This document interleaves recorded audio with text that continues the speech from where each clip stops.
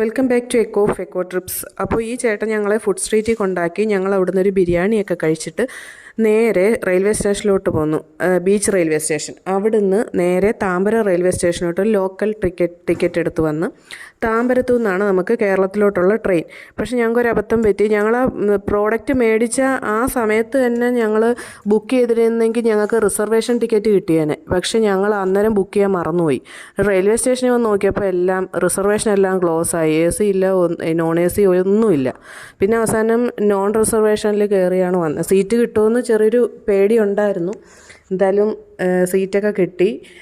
ഇരിക്കാനേ പറ്റുള്ളൂ. ആൾ വരുമ്പോൾ നമ്മൾ അഡ്ജസ്റ്റ് ചെയ്ത് എല്ലാവർക്കും ഇരിക്കാനുള്ള സൗകര്യം ഒരുക്കി കൊടുക്കണം.